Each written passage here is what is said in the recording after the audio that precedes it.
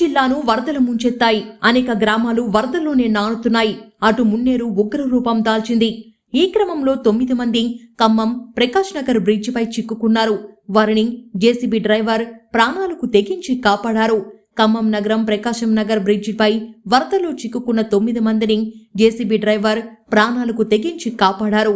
వరదల్లో చిక్కుకున్న వారిని హెలికాప్టర్లతో రక్షించేందుకు అధికారులు ప్రయత్నం చేస్తుండగా ఆలస్యమైంది.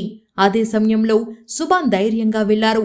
9 మందిని సురక్షితంగా బయటకు తీసుకొచ్చారు.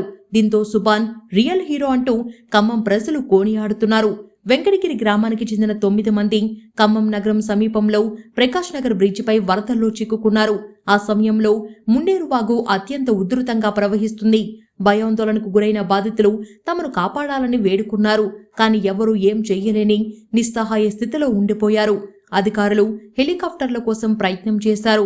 ఇటు వరద ఉధృతి మరింత పెరుగుతుంది. వరదలో చిక్కుకున్న వారు ఇంకా భయపడుతున్నారు. సరిగ్గా అదే సమయంలో హర్యానాకు చెందిన జేసీబీ డ్రైవర్ సుబాన్ ధైర్యం చేశారు. తాను వెళ్లి తీసుకొస్తానని జేసీబీతో ముందుకెళ్లారు. అక్కడున్న స్థానికులు వద్దని వారించారు.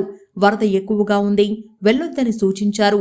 కాని సుబాన్ వరదల్లో చిక్కుకున్న వారిని కాపాడడానికి ముందుకి వెళ్లారు. పోతే వాళ్లల్లో నేను ఒకడిని, వస్తే 10 మందిమి అంటూ ధైర్యంగా ముందుకెళ్లారు. 9 మందిని సురక్షితంగా బయటకు తీసుకొచ్చారు.